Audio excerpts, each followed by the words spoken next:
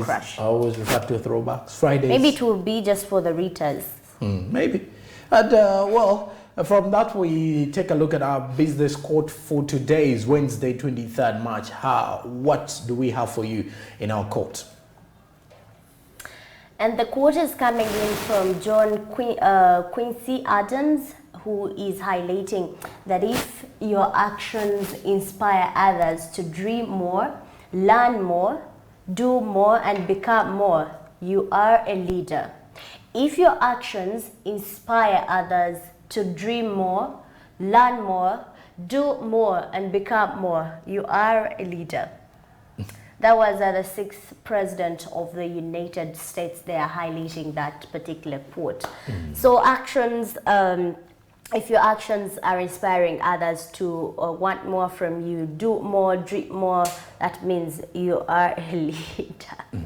Well, I think that makes a person a leader, definitely, is if you're inspiring. Because when we look at most of the leaders that people look up to, you're always supposed to inspire the younger generation, or you're supposed to inspire, let's say, the business community. If at all you are a leader or a team leader, the reason as to why people put you up there is because they believe there is something different with you. You are the leader, you inspire them to achieve something. So that means that you don't have to fight each day. You do not have to fight and be tough on yourself that, hey, I'm not being leading people, even when you've lost an election or you've lost something. You're doing maybe voting around your community. You could be a student, but what do you do that actually people see from you and get inspired day by day? What do you do that makes people want more or want even to visualize their life all around because of your life or because of your actions? And the actions can generally mean what you speak, what you do, how you do it. So that's how the actions come along. Because you're not going to do an action without, speaking or talking at some point. Either you're going to do an action when you do not act on it. So how you do your actions, how you are helping other people, what you say when you're with people is helping out. People are looking out to you. People are getting inspired. Meanwhile, people are becoming visionaries, visualizing things, dreaming, setting up goals just because of your life. So you can imagine how important you are in the society. And what you eat. And where does what you eat come from now? No, you need to eat. I mean, you can get healthy. inspired from what I what eat. someone eats. You get inspired. But if what if you don't afford that? Let me give you a relevant example. Okay then, I hear you. There is a player in Cristiano Ronaldo. It is actually said that in the clubs where he plays football from, all the players are inspired with the fact that he's 37, but he looks like he's 25 because of his body shape and how he always keeps his body in shape and health-wise matters. So every time they see what he eats, they emulate. If they find 2 berries on his plate for breakfast, that is what they all take. So the eating part, I feel like you shouldn't give yourself a hard time, even when you are... Well, it depends on what you want. Yeah, it depends, but you should ask. It's one thing of you finding me eating chicken or eating 2 berries.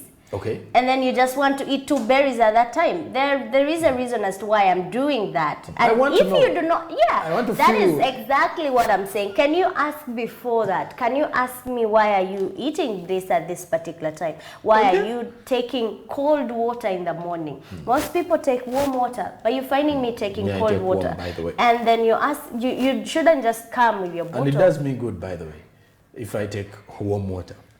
And so you should also do all I'm saying is that do not be hard on yourself. However much you want to get inspired, you should always ask, always inquire from other people's action, because at some point they're going to cost you. So better ask for better answers. Okay, and for better answers, now let's take a look at our business tip of today's, and maybe to inspire you and motivate you in your business. Let's take a look at our business tip.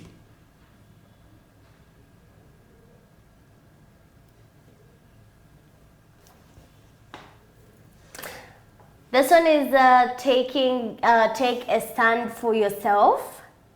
Let us dive into it. If you are dissatisfied with your current circumstances, admit that no one can fix them except for you. It doesn't do any good to blame the economy, your boss, your spouse, or your family. Change can only occur when you make conscious decision to make it happen. Just a repeat for clarity. Take a stand for yourself should be the standard now.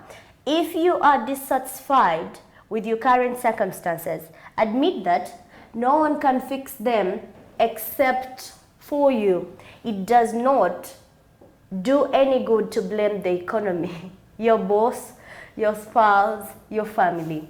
Change can only occur when you make a conscious decision to make it happen. Takubienyo. Yeah, to me today. You know, so this is basically saying government yet. Is that why you are going to? We normally say, economy. You've had people say all that.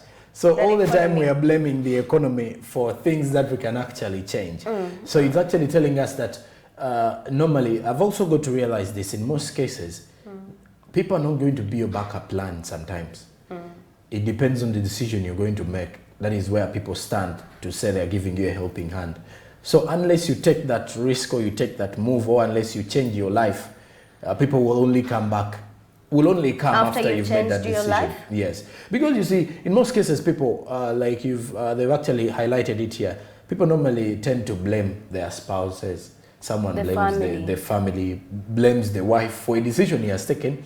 Then I've also been hearing stories that some relationships actually also falling out because of the Russia-Ukraine conflict. So No way. because clearly people have got blame games. So at the end of the day, you expect people to always put a blame, and that is actually a weakness whenever you're facing a challenge or whenever you've taken a decision and you're always going to say it was made by the other one. At the end of the day, it is going to benefit you. And I will not feel, if at all you feel the pain, I won't feel the exact pain as you're feeling it if at all the problem is with you.